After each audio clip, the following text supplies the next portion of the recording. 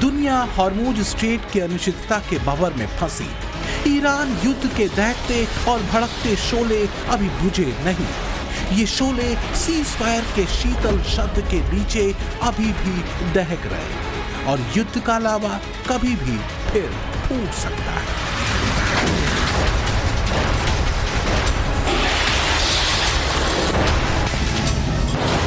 Trump की मानसिक अस्थिरता ने पूरी दुनिया की अर्थव्यवस्था को गहरे संकट की तरफ धकेल रखा है। हॉर्मुज स्ट्रेट के खुलने नहीं खुलने को लेकर अभी भी भ्रम की स्थिति बनी हुई है। सवाल ये है कि क्या ट्रंप के पास कोई स्थायी और कारगर प्लान है, या फिर ईरान युद्ध में फ्लॉप ट्रंप दुनिया का नुकसान करना चाहते हैं।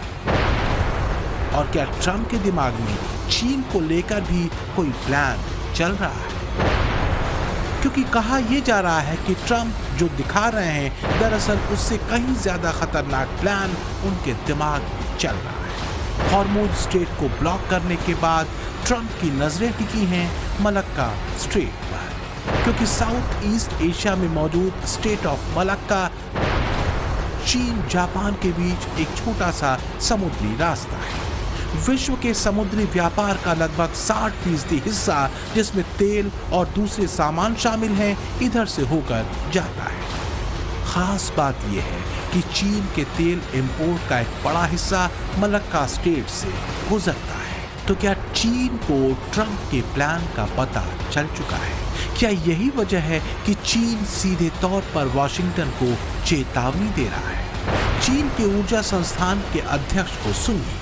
बात थोड़ी लंबी है लेकिन ट्रंप के लिए गंभीर है। तो क्या चीन की इसी धमकी ने अपना काम कर दिया?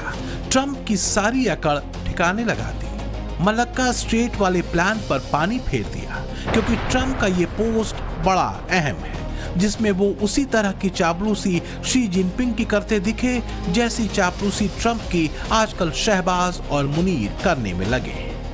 ट्रंप का ये पोस्ट देखिए, जिसमें उन्होंने लिखा कि चीन इस बात से बहुत खुश है कि मैं हॉर्मुज स्ट्रेट को हमेशा के लिए खोल रहा हूं। मैं ये उनके लिए भी कर रहा हूं और पूरी दुनिया के लिए भी। ऐसी स्थिति दोबारा कभी नहीं आएगी। वो इस बात पर सहमत हो गए हैं कि वो ईरान को हथियार नहीं भेजेंगे। जब मैं कुछ हफ्तों में वहां पहुंचूंगा तो राष्ट्रपति शी मुझे जोर से गले लगाएंगे। पोस्ट की भाषा और बेचैनी बता रही है कि ट्रंप को चीन की तरफ से दी गई धमकी की गंभीरता का अंदाजा हो गया। ये वही ट्रंप हैं जो एक दिन पहले चीन को ईरान की मदद करने के लिए जंग की धमकी दे रहे थे। आपने उनका ये बयान तो सुना ही होगा, जब चीन की तरफ से ईरान को इंटेलिजेंस इनपुट के अलावा हथियारों की मदद को लेकर ट्रंप से सवाल पूछा गया था।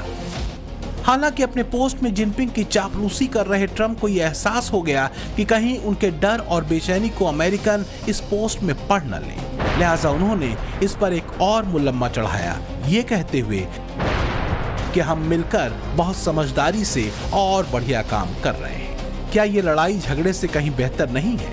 लेकिन याद रखना, अगर जरूरत पड़ी तो हम लड़ने में भी बहुत माहिर हैं, किसी और से कहीं ज्यादा बेहतर। युद्ध की फेल्ड रणनीति से लेकर अमेरिका और पूरी वैश्विक अर्थव्यवस्था को संकट में डालने तक के आरोपों में घिरे ट्रंप की बड़ी विफलता के चर्चे अमेरिका में गूंज रहे हैं।